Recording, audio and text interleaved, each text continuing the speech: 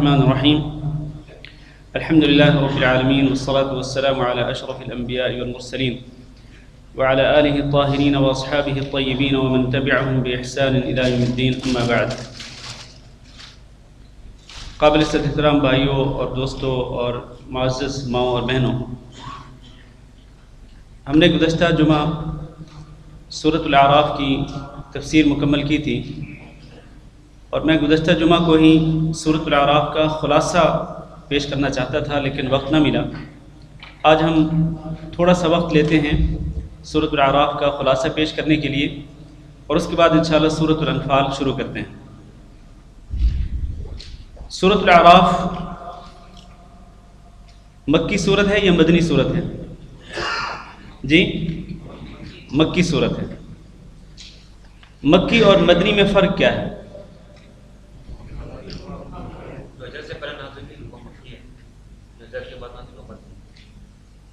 یہ بھائی کہہ رہے ہیں کہ جو سورت ہجرت سے پہلے نازل ہوئی وہ مکی، اور جو ہجرت کے بعد نازل ہوئی وہ مدنی، کیا یہ درست ہے؟ ہاں جی،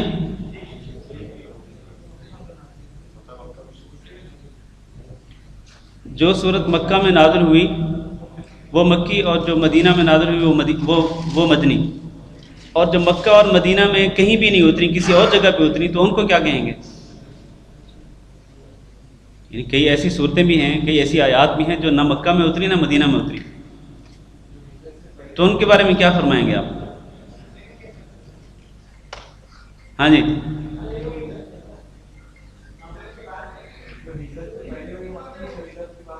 بالکل صحیح ہے۔ جو جواب بھائی نے پہلے دیا تھا وہی جواب صحیح ہے کہ جو صورتیں اور آیتیں مکہ ہجرت سے پہلے نازل ہوئی، مکہ مکرمہ سے ہجرت سے پہلے نازل ہوئی تو وہ مکی، اور جو مکہ سے ہجرت کرنے کے بعد نازل ہوئی مدینہ کی طرف ہجرت کرنے کے بعد تو وہ مدنی صورتیں ہیں، چاہے وہ کسی بھی جگہ پہ نازل ہوئی۔ مکی صورتیں جو ہجرت سے پہلے نازل ہوئیں وہ کسی بھی جگہ پہ نازل ہوئی، چاہے مکہ میں چاہے کسی اور جگہ پہ، لیکن ہجرت سے پہلے ہیں تو وہ مکی ہیں، اور اگر ہجرت کے بعد نازل ہوئی کسی بھی جگہ پہ نازل ہوئی وہ مدنی ہیں۔ اب دیکھیں، ایک قرآن مجید کی آیت ہے سورۃ النساء کی۔ سورۃ النساء کون سی صورت ہے؟ مکی کے مدنی؟ سورۃ النساء مدنی ہے۔ اس کے اندر ایک آیت ہے ان اللہ یأمرکم ان تؤدوا الامانات الی اہلھا، ان اللہ یأمرکم ان تؤدوا الامانات الی اہلھا واذا حکمتم بین الناس ان تحکموا بالعدل۔ کیا آپ کو معلوم ہے کہ یہ آیت کب نازل ہوئی تھی؟ بالکل صحیح ہے، فتح مکہ کے موقع پر یہ آیت نازل ہوئی تھی، جبکہ نبی صلی اللہ علیہ وسلم کعبہ کے اندر تھے، اس وقت یہ آیت نازل ہوئی تھی۔ تو اس آیت کو کیا کہیں گے؟ بالکل مدنی کہیں گے۔ کیوں؟ اس لیے کہ ہجرت کے بعد نازل ہوئی، اگرچہ مکہ میں نازل ہو رہی ہے لیکن یہ ہجرت کے بعد، فتح مکہ ہجرت کے تقریباً 8 سال بعد ہوا۔ فتح مکہ جو ہے، مکہ فتح ہوا ہجرت کے 8 سال بعد۔ تو یہ جو آیت ہے اس کو بھی مدنی ہی کہیں گے، کیونکہ یہ ہجرت کے بہت بعد نازل ہوئی، اگرچہ مکہ میں نازل ہوئی۔ تو سب سے پہلے تو یہ معیار اپنے سامنے رکھیں کہ مکی وہ ہے جو ہجرت سے پہلے نازل ہوئی، مدنی وہ ہے جو ہجرت کے بعد نازل ہوئی، چاہے وہ مکہ میں کیوں نہ نازل ہوئی۔ تو سورۃ الاعراف جو ہے یہ بھی مکی صورتوں میں سے ایک صورت ہے۔ دوسری بات یہ ہے کہ اس آیت کی ابتدا بھی قرآن مجید کی صداقت پر ہوئی، اس صورت کی، سورۃ الاعراف کی ابتدا جو ہے وہ بھی قرآن مجید کی صداقت کے ساتھ ہوئی، اور انتہا بھی قرآن مجید پر ہوئی۔ ابتدا میں کیا ہے؟ اللہ نے فرمایا الف لام میم صاد، اور یہ وہ الفاظ ہیں جو کہ حروف مقطعات کہلاتے ہیں، اور یہ حروف مقطعات جو ہیں اللہ رب العزت نے نازل فرمائے۔ ان کی جو راجح ترین تفسیر ہے وہ یہی ہے کہ اللہ رب العزت کے علاوہ کسی کو ان کی مراد کا، ان کے مفہوم کا علم نہیں ہے۔ اللہ تعالیٰ نے ایسے حروف کیوں نازل فرمائے کہ جن کا معنی مفہوم ہی کسی کو معلوم نہیں سوائے اللہ تعالیٰ کے، تو اللہ تعالیٰ کی طرف سے ایسے حروف کے نازل ہونے کا مقصد کیا ہو سکتا ہے؟ ایک ہی مقصد تھا، اور وہ یہ کہ اللہ رب العزت عرب لوگوں کو جو اپنی فصاحت اور بلاغت پہ نازاں تھے، اللہ نے ان کو چیلنج کیا کہ یہ جو قرآن مجید ہے اس کے حروف وہی ہیں جو تم پڑھتے ہو، الف لام میم صاد، یہ وہی حروف ہیں، حامیم کاف ہا یا عین صاد طہ، اسی طرح یاسین نون، یہ سارے حروف وہ ہیں جو تم بھی اپنے کلام میں استعمال کرتے ہو، تو میں بھی قرآن مجید کے اندر وہی حروف استعمال کر رہا ہوں جو تم استعمال کرتے ہو۔ اس کے باوجود میرا چیلنج ہے تمہیں، میرا چیلنج ہے کہ اس کتاب جیسی کتاب لا کے دکھاؤ، یہ اس کی 10 آیتیں 10 صورتیں جیسی 10 صورتیں لا کے دکھاؤ، یا اس کی ایک صورت جیسی صورت لا کے دکھاؤ۔ اللہ تعالیٰ نے چیلنج کیا، اور اللہ رب العزت کے چیلنج کے سامنے کسی کو اس کا جواب دینے یا اس چیلنج کو قبول کرنے کی توفیق نہیں ملی، کیونکہ وہ عاجز تھے، بالکل بے بس تھے کہ وہ اس کلام جیسا کلام لا سکے۔ یہ سورت کی ابتدا الف لام میم صاد، اس کے بعد کتاب انزلناہ، کتاب انزل الیک فلا یکن فی صدرک حرج منہ لتنذر بہ وذکری للمتقین للمؤمنین۔ تو یہ جو دوسری آیت ہے اس سورت کی، یہ بھی قرآن مجید کے متعلق ہے۔ اور آخر میں آپ جائیں، ہم نے جو آخری سبق پڑھا تھا سورۃ الاعراف کا، تو اس میں کیا ہے؟ وَإِذَا قُرِئَ الْقُرْآنُ فَاسْتَمِعُوا لَهُ وَأَنصِتُوا لَعَلَّكُمْ تُرْحَمُونَ۔ تو یہ بھی قرآن مجید کے متعلق ہے، ابتدا بھی قرآن مجید کے بارے میں اور انتہا بھی قرآن مجید کے بارے میں۔ آگے چلیں، یہ جو صورتیں مکی صورتیں ہوتی ہیں، مکی صورتوں کی ایک خصوصیت یہ ہے، یہ بات آپ اچھی طرح سے ذہن نشین کر لیں، مکی صورتوں کی ایک خصوصیت یہ ہے کہ مکی صورتیں عموماً قیامت کے بارے میں، پہلی امتوں کے قصوں کے بارے میں، اور قیامت کے دن کی سختیوں کے بارے میں، اور اسی طرح جو واقعات جو قیامت سے پہلے ہوں گے یا قیامت میں جو تلخیاں سختیاں ہوں گی، جنت دوزخ، اس طرح کے جو امور ہیں، ان امور پر مشتمل ہوتی ہیں مکی صورتیں۔ چنانچہ یہ جو سورۃ الاعراف ہے، اس کے شروع میں بھی وہی قیامت کے متعلق اللہ نے فرمایا والوزن یومئذ الحق، کہ اس دن یعنی قیامت کے دن وزن برحق ہوگا۔ فمن ثقلت موازینہ فاولئک هم المفلحون، جن کے میزان، جن کے ترازو بھاری پڑ جائیں گے نیکیوں کے ساتھ تو وہ کامیاب ہوں گے۔ ومن خفت موازینہ فاولئک الذین خسروا انفسهم بما كانوا بآیاتنا یظلمون، اور جن کے میزان نیکیوں والے پلڑے ہلکے ہو جائیں گے اور برائیوں والے پلڑے ان کے بھاری ہو جائیں گے، تو وہ لوگ وہ ہوں گے جو اپنے آپ کو ہی خسارے میں ڈالیں گے، یعنی وہ لوگ جہنم میں چلے جائیں گے۔ تو سورت کی ابتدا میں ہی اللہ رب العزت نے قیامت کے متعلق ذکر کیا کہ اس دن وزن ہوگا۔ اور آپ کو پتہ ہے جب ہم نے یہ آیت پڑھی تھی تو ہم نے ذکر کیا تھا کہ وزن 3 قسم کا ہو سکتا ہے۔ وزن خود اعمال کا بھی ہو سکتا ہے، وزن نامہ اعمال کا بھی ہو سکتا ہے، اور وزن خود انسان کا بھی ہو سکتا ہے۔ وزن اعمال کا بھی ہو سکتا ہے کہ ایک پلڑے میں نیک اعمال رکھ دیے جائیں اور دوسرے پلڑے میں برے اعمال رکھ دیے جائیں۔ وزن نامہ اعمال کا بھی ہو سکتا ہے کہ ایک پلڑے میں نیکیوں والا جو نامہ اعمال ہے وہ رکھ دیا جائے، جس میں فرشتے نوٹ کرتے رہے کہ اس نے یہ نیکی کی، یہ نیکی کی، یہ نیکی کی، وہ نامہ اعمال پلڑے میں رکھ دیا جائے۔ اور دوسرا پلڑا وہ ہو جس میں برائیاں لکھی ہوئی ہوں، گناہ لکھے ہوئے ہوں، تو نامہ اعمالوں کا بھی وزن ہو سکتا ہے۔ اور تیسرا خود انسان کا بھی وزن ہو سکتا ہے۔ رسول اکرم صلی اللہ علیہ وسلم نے اس وقت یہ ارشاد فرمایا تھا جب حضرت عبداللہ بن مسعود رضی اللہ تعالیٰ عنہ جو جسمانی لحاظ سے بہت کمزور تھے، ان کی پنڈلیاں بہت کمزور تھیں، کچھ صحابہ کرام نے تعجب کا اظہار کیا تو آپ صلی اللہ علیہ وسلم نے فرمایا کہ تم اس کی کمزور پنڈلیوں پر تعجب کرتے ہو، جبکہ یہ کمزور پنڈلیاں جو ہے وہ قیامت کے دن میزان کے اندر بہت وزنی ثابت ہوں گی، انتہائی وزنی ثابت ہوں گی۔ تو یہ وزن کا اس صورت کے شروع میں اللہ تعالیٰ نے جو ذکر کیا، یہ انسانوں کو ڈرانے کے لیے، آپ صلی اللہ علیہ وسلم کی امت کو ڈرانے کے لیے کہ دیکھو تمہارے اعمال کس پائے کے، ایسے اعمال جو اللہ کو راضی کرنے والے ہیں یا پھر ایسے اعمال جو اللہ رب العزت کو ناراض کرنے والے ہیں۔ اس کے بعد پھر اللہ رب العزت نے اس صورت کے اندر آدم علیہ السلام اور ابلیس کا واقعہ ذکر فرمایا، اور اسی طرح آدم علیہ السلام اور ان کی زوجہ حضرت حوا علیہ السلام اور ان کے ساتھ جو ابلیس کا مکالمہ ہوا، ابلیس جس طرح ان دونوں کو بہکانے کی کوشش کرتا رہا، جو اس نے باتیں کی، جس انداز سے باتیں کی، وہ سارا قصہ اللہ تعالیٰ نے ذکر کیا۔ اس کے بعد یہ قصہ ذکر کرنے کے بعد آدم علیہ السلام کا اور حوا علیہ السلام کا ذکر اور ان کا جو ابلیس کے ساتھ مکالمہ وہ ذکر کرنے کے بعد اللہ تعالیٰ نے بنو آدم کو پکارا۔ پہلے آدم کا قصہ، اس کے بعد بنو آدم کو پکارا۔ اللہ تعالیٰ نے اس صورت کے اندر 4 مقامات پہ یا بنی آدم کہہ کر پکارا، اے آدم کی اولاد، 4 مرتبہ اللہ تعالیٰ نے یہ ندا دی. اور 4 مرتبہ اللہ تعالیٰ نے کیا کہا؟ پہلی ندا اللہ نے فرمایا یا بنی آدم قد انزلنا علیکم لباسا یواری سوآتکم بریشا. میری بات توجہ سے سنتے رہیں. اے آدم کی اولاد، ہم نے آپ پر آپ کا لباس اتارا، ایسا لباس کہ جو تمہاری شرمگاہوں کو ڈھانپ دیتا ہے.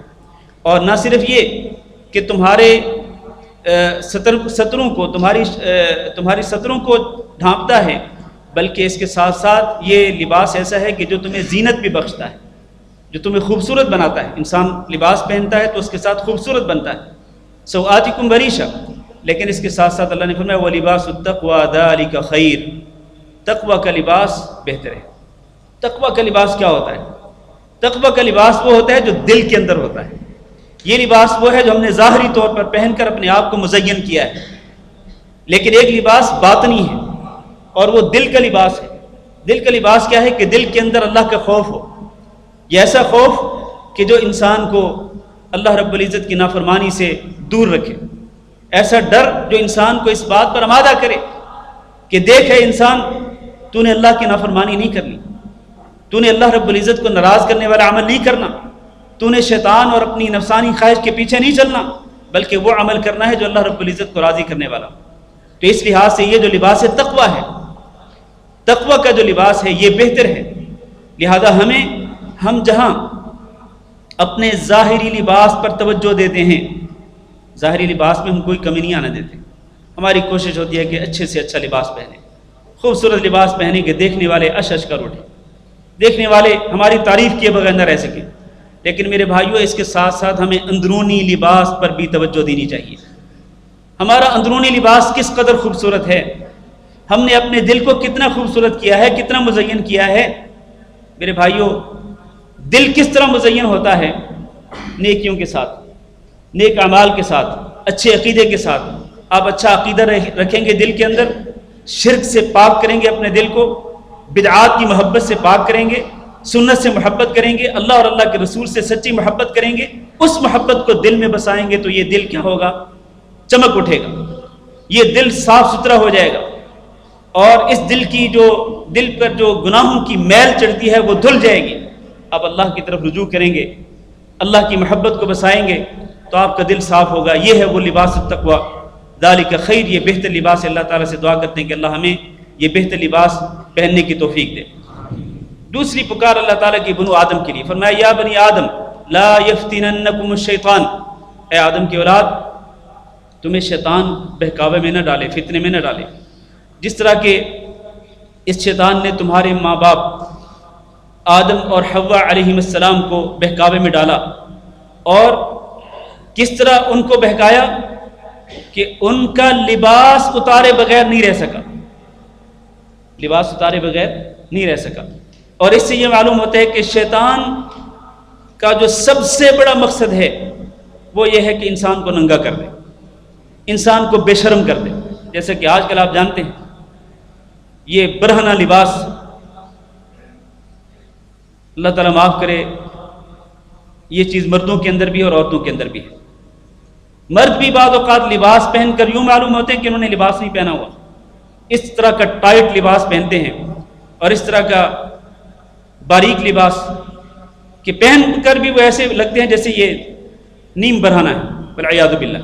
اور اسی طرح بعض خواتین اس طرح کا لباس پہنتی ہیں کہ لگتا ہے کہ وہ انہوں نے لباس نہیں پہنا ہوا. میرے بھائیوں، یہ کیا ہے؟ یہ شیطان کی چال ہے. شیطان نے سب سے پہلے ہمارے باپ اور حضرت آدم اور ہماری ماں حضرت حوا، ان کو نعوذ باللہ ان کو مجبور کر دیا کہ ان کا لباس ان کے جسموں پہ نہ رہا. تو اس فتنے سے ہم کو بچنا ہے. لا یفتننکم الشیطان. شیطان تمہیں گمراہ نہ کرے. اور آج ہمارے گھروں کے اندر جس طرح یہ ٹی وی، یہ کیبل، یہ نیٹ، یہ ساری مصیبتیں یہ جس طرح چل رہی ہیں، ان چیزوں نے بالکل ننگا کر کے رکھ دیا والعیاذ باللہ. اب کوئی پردہ نہیں رہا. اب تو چھوٹے چھوٹے بچے بھی جانتے ہیں کہ کیا ہوتا ہے کیا نہیں ہوتا. تو اللہ تعالیٰ سے دعا کرتے ہیں کہ اللہ ہم سب کی عزتوں کی حفاظت کرے. اللہ رب العزت ہمارے ایمان اور ہمارے عقیدے اور ہمارے عمل کی حفاظت فرمائے. اور اللہ تعالیٰ ہمیں بد عقیدگی سے، بد عملی سے اللہ تعالیٰ ہم سب کو، اور ان تمام فتنوں سے اللہ تعالیٰ ہم سب کو بچائے. اس کے بعد تیسری ندا، یا بنی آدم خذوا زینتکم عند کل مسجد، اے آدم کی اولاد تم مسجد کے اندر آتے ہوئے مسجد کے پاس یعنی ہر نماز کے وقت تم اپنی زینت لے لیا کرو۔ معنی کیا ہے کہ اپنا خوبصورت لباس پہن لیا کرو جب تم اللہ رب العزت کی بارگاہ میں کھڑے ہو اللہ کی عبادت کرنے کے لیے، اللہ کا فریضہ ادا کرنے کے لیے، تو اپنا خوبصورت لباس پہن لیا کرو۔ اس سے معلوم یہ ہوا کہ جب انسان اللہ کے سامنے کھڑا ہو، چاہے وہ مسجد کے اندر ہو چاہے وہ گھر کے اندر ہو، تو ایک اچھا لباس پہن کر باوقار انداز سے انسان اللہ تعالیٰ کے سامنے کھڑا ہو۔ جس طرح انسان دنیا کے اندر ایک بڑے آدمی کے سامنے ایک گھٹیا قسم کا لباس پہن کر اس آدمی کے سامنے جانے سے شرماتا ہے کہ وہ بندہ کیا کہے گا کہ یہ اس طرح گھٹیا آدمی ہے کہ میرے سامنے یہ لباس پہن کر آیا۔ میرے بھائیو، اگر انسانوں کو سامنے رکھ کر ہم اس طرح کی سوچتے ہیں تو اللہ تعالیٰ تو بادشاہوں کا بادشاہ ہے۔ اللہ کے سامنے کھڑے ہوں تو خوبصورت اچھا صاف ستھرا لباس پہن کے کھڑا ہونا چاہیے۔ چوتھی پکار، اللہ نے فرمایا یا بنی آدم اما یأتینکم رسل منکم یقصون علیکم آیاتی فمن اتقى واصلح فلا خوف علیہم ولا هم یحزنون، کہ آدم کی اولاد تمہارے پاس رسول آئیں گے، میری آیات تمہیں پڑھ کے سنائیں گے۔ اور رسولوں سے مراد کون ہیں؟ جو انبیاء کے وارث ہیں۔ ہمارے پاس تو اب کوئی رسول نہیں آیا نا، یعنی ہم اپنے رسول کو نہیں دیکھ سکے، اور 14 صدیاں گزر گئیں رسول کو نہیں دیکھ سکے لوگ، ایمان والے لوگ، اور نہ ہی قیامت تک دیکھ سکیں گے۔ لیکن پھر بھی اللہ تعالیٰ کی طرف سے رسول آ رہے ہیں۔ کون سے رسول ہیں؟ وہ جو انبیاء کے وارث ہیں۔ وہ کون ہیں انبیاء کے وارث؟ کون ہیں؟ علماء، جو اللہ رب العزت کا پیغام آپ تک پہنچاتے ہیں، جو اللہ کے رسول صلی اللہ علیہ وسلم کی احادیث آپ تک پہنچاتی ہے، یہ اللہ کے نمائندے ہوتے ہیں۔ جب یہ آپ کو آ کر اللہ کی آیات سنائیں، اللہ نے فرمایا فمن اتقى واصلح فلا خوف علیہم ولا هم یحزنون، جو لوگ ان کی تعلیمات جو قرآن و حدیث کے مطابق ہوں ان کو سن کر اللہ سے ڈرنا شروع کر دیں اور اپنی اصلاح کر لیں تو ان پر کوئی خوف نہیں ہوگا اور یہ کوئی غم نہیں کھائیں گے۔ لیکن والذین کذبوا بآیاتنا واستکبروا عنها اولئک اصحاب النار، جو ان آیات کو سن کر جھٹلا دیں گے اور ان سے اپنے آپ کو بڑا سمجھیں گے، تکبر کریں گے، تو یہ لوگ جہنم میں جائیں گے والعیاذ باللہ، اور یہ ہمیشہ جہنم میں رہیں گے۔ اس کے بعد اللہ رب العزت نے جنت والوں اور دوزخ والوں کے درمیان ایک مکالمہ ذکر کیا ہے کہ جنت والے دوزخ والوں سے پوچھیں گے، اور اسی طرح دوزخ والے جنت والوں کو پکار کے کہیں گے کہ دوزخ والے پکاریں گے جنت والوں کو کہ ہمیں پانی دیں، یا اللہ تعالیٰ نے آپ کو جو رزق دیا وہ ہمیں بھی دیں۔ اسی طرح جو اصحاب الاعراف ہیں، اعراف سے مراد کیا ہے؟ جنت اور دوزخ کے درمیان جو ایک دیوار یا ایک پردہ ہوگا، اس پر کون لوگ ہوں گے؟ اصحاب الاعراف، جن کی نیکیاں اور برائیاں برابر ہوں گی۔ وزن میں جب وزن ہوگا تو جب وہ برابر ہو جائیں گی تو ان لوگوں کو اعراف پر روک لیا جائے گا۔ پھر آخر کار اللہ رب العزت ان اصحاب الاعراف کو بھی جنت میں داخل کر دے گا۔ تو یہ جو جنت والوں اور دوزخ والوں کے درمیان جو بات ہے، جو مکالمہ ہے، اللہ تعالیٰ نے اس لیے ذکر کیا کہ ہم جنت میں جانے والے اعمال کریں، جنت میں جانے والے، جنت میں پہنچانے والے اعمال انجام دیں، اور ان اعمال سے بچیں جو جہنم میں لے جا سکتے ہیں والعیاذ باللہ۔ اس کے بعد اللہ تعالیٰ نے اپنی قدرت کی کچھ نشانیاں ذکر فرمائیں، آسمان، زمین، سورج، چاند وغیرہ، دن اور رات، یہ پورا نظام اللہ تعالیٰ نے ذکر کیا۔ پھر اس کے بعد اللہ تعالیٰ نے 6 انبیاء کے قصے ذکر کیے۔ میں بات مختصر کر رہا ہوں۔ حضرت نوح علیہ السلام، اس کے بعد حضرت، ترتیب سے بتایا نا، پہلے حضرت نوح علیہ السلام کا واقعہ، پھر اس کے بعد حضرت، آپ میں کوئی حافظ قرآن نہیں ہے؟ حضرت ہود علیہ السلام، تیسرے نمبر پہ حضرت صالح علیہ السلام، چوتھے نمبر پہ حضرت لوط علیہ السلام، ٹھیک ہے، 5ویں نمبر پہ حضرت شعیب علیہ السلام، اور 6ٹھے نمبر پہ حضرت موسیٰ علیہ السلام۔ یہ 6 انبیاء کے اللہ تعالیٰ نے واقعات ذکر کیے۔ 6 کے 6 واقعات میں جو سب سے مشترک بات ہے وہ یہ 2 باتیں ہیں۔ ایک یہ کہ انبیاء کی دعوت ایک ہی ہوتی ہے، اور وہ کون سی دعوت؟ توحید کی۔ انبیاء ہمیشہ توحید کی طرف دعوت دیتے ہیں اور اپنی اطاعت کی طرف لوگوں کو بلاتے ہیں کہ اللہ رب العزت کی توحید کو مانو اور میری اطاعت کرو۔ میں جو اللہ تعالیٰ کی طرف سے تمہیں دین پہنچاؤں تم اس پہ عمل کرو۔ ایک بات یہ، سارے انبیاء میں یہ مشترکہ بات ہے۔ دوسری بات یہ کہ انبیاء کی قومیں جب انبیاء علیہم السلام پر ایمان نہیں لاتی اور ضد اور ہٹ درمی کا مظاہرہ کرتی ہیں، انبیاء کی دعوت کو ٹھکراتی ہیں قومیں، تو پھر نتیجہ کیا ہوتا ہے؟ نتیجہ اللہ کا عذاب آتا ہے۔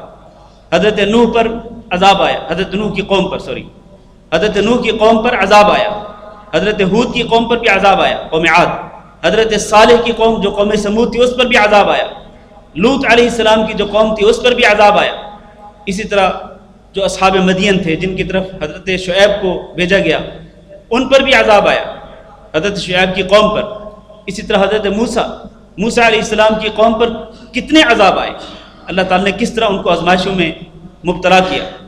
تو ان سب میں مشترکہ بات یہ ہے کہ اللہ رب العزت کی اطاعت کی جائے، اللہ کے رسول کی اطاعت کی جائے تو انسان اللہ کے عذاب سے بچ سکتا ہے، لیکن اگر اللہ کے احکام کی خلاف ورزی کی جائے اور اللہ کے رسول کی تعلیمات کی خلاف ورزی کی جائے تو پھر اللہ رب العزت کی طرف سے عذاب آتا ہے اور اللہ تعالیٰ مختلف آزمائشوں میں مبتلا کرتے ہیں والعیاذ باللہ۔ یہ انبیاء کے 6 واقعات اور ان کی قوموں کے جو قصے ہیں ذکر کرنے کے بعد اللہ رب العزت نے مشرکین مکہ کو خطاب کیا اور اپنے نبی کی زبانی ان کو خطاب کیا کہ آپ اے نبی صلی اللہ علیہ وسلم ان کو بتلائیں کہ انی رسول اللہ الیکم جمیعا، کہ میں تم سب لوگوں کی طرف اللہ کا رسول ہوں، لہذا تم میری اطاعت کرو، میری رسالت کو تسلیم کر لو، اللہ کی توحید پہ ایمان لے آؤ۔ اور پھر اس کے بعد اللہ تعالیٰ نے خاص طور پر الستو کا جو وعدہ تھا وہ وعدہ ذکر فرمایا۔ الستو کا وعدہ کیا تھا؟ کہ کیا میں تمہارا رب نہیں ہوں؟ الستو بربکم، کیا میں تمہارا رب نہیں ہوں؟ قالوا بھلا، تو عالم ارواح میں سب نے کہا کیوں نہیں؟ اللہ تعالیٰ نے یہ وعدہ کیوں ذکر کیا، یہ عہد کیوں ذکر کیا؟ اس لیے کہ تاکہ ہم اس عہد پر قائم رہ سکیں کہ اللہ تعالیٰ کو ہی اپنا رب تسلیم کریں، اللہ رب العزت کو ہی خالق، مالک، معبود، مسجود اس کو تسلیم کریں کہ اللہ تعالیٰ ہی ہے جس کے سامنے سجدہ ہو سکتا ہے، اسی کی عبادت ہو سکتی ہے، اس کے علاوہ کسی کی عبادت نہیں ہو سکتی۔ اس کے بعد اللہ رب العزت نے سورت کے آخر میں خلاصہ ختم کر رہا ہوں، سورت کے آخر میں اللہ رب العزت نے اپنی توحید کے کئی دلائل ذکر فرمائے، اپنی توحید کے کئی دلائل ذکر فرمائے کہ انسان کو اللہ تعالیٰ کس طرح پیدا کرتا ہے۔ اور پھر یہ جو مشرکین مکہ ہیں یہ ایسی چیزوں کو اللہ تعالیٰ کا شریک بناتے ہیں کہ جو خود پیدا کی گئی ہیں، جو چیزیں خود پیدا کی گئی ہیں ان کو ہی یہ شریک بنا بیٹھے ہیں، حالانکہ یہ خود کچھ بھی پیدا کرنے کے قابل نہیں ہے۔ تو اللہ رب العزت نے ان کی بے بسی کو ذکر کیا، یعنی غیر اللہ کے علاوہ جن کی وہ پوجا کرتے تھے ان کی بے بسی کا اظہار کیا کہ یہ بے بس ہیں، عاجز ہیں، یہ کچھ بھی پیدا کرنے کے قابل نہیں، نہ تو مرنے کے بعد ان کی آنکھیں ہیں کہ جن کے ساتھ یہ دیکھ سکیں، مرنے کے بعد نہ ان کے کان ہیں کہ جن کے ساتھ یہ سن سکیں، مرنے کے بعد نہ ان کے ہاتھ ہیں کہ جن کے ساتھ یہ پکڑ سکیں، مرنے کے بعد نہ ان کے پاؤں ہیں کہ جن کے ساتھ یہ چل سکیں، بلکہ یہ بالکل بے بس ہیں۔ لہٰذا اللہ نے چیلنج کیا کہ یہ جو بے بس ہیں، عاجز ہیں، جو فوت ہو چکے ہیں، ان کو پکارو ذرا، پکار کے دیکھو، پھر یہ تمہارے پکار کا جواب بھی دیتے ہیں۔ قل ادعوا شرکاءکم، اور اللہ نے چیلنج کیا کہ ان کو پکارو اور میں دیکھتا ہوں کہ تم ان کو پکار کر میرا کیا نقصان کر سکتے، میرا کیا بگاڑتے۔ تو یہ سارا جو واقعہ ہے، یہ ساری جو آیات ہیں سورۃ الاعراف کے آخر میں اللہ تعالیٰ نے مشرکین مکہ کو ان کے اندر تنبیہ کی، ان کو واعظ کیا، ان کو نصیحت کی کہ تاکہ وہ اللہ رب العزت کی توحید کو قبول کر لیں۔ یہ ایک چھوٹا سا میں نے مختصر سا خلاصہ میں نے ذکر کیا ہے سورۃ الاعراف کا۔ اب آگے چلتے ہیں سورۃ الانفال کی طرف۔ بسم اللہ الرحمن الرحیم۔ یسألونک عن